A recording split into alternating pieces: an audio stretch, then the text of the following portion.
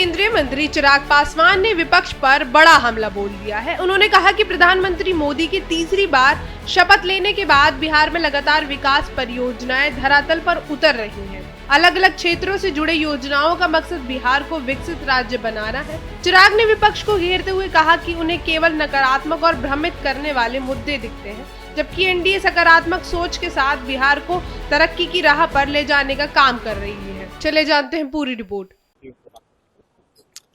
देखिए, चुनाव का समय है, सत्ता पक्ष विपक्ष अपनी अपनी बातों को रखेगा।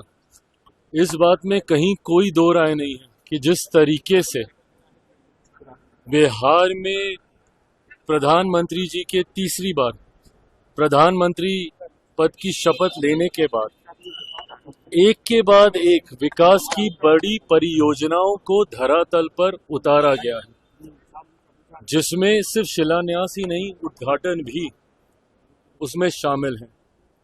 आप पटना का ही एयरपोर्ट देख लीजिए, जहां पे हम लोग खड़े हैं, कल पूर्णिया का एयरपोर्ट, एम्स हो, अलग अलग क्षेत्र से जुड़े हुए छोटी बड़ी तमाम परियोजनाओं को इस सोच के साथ कि किस तरीके से बिहार को एक विकसित राज्य बनाया जा सके।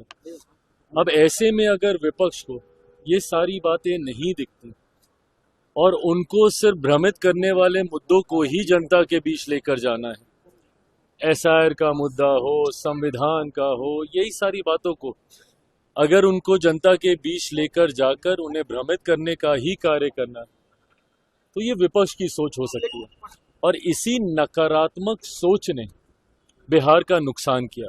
बहरहाल एनडीए के तमाम दल एक सकारात्मक सोच के साथ बिहार को विकसित राज्य बनाने के लक्ष्य के साथ हम लोग आगे बढ़ रहे हैं। अब जिसको जो कहना है वो कहे।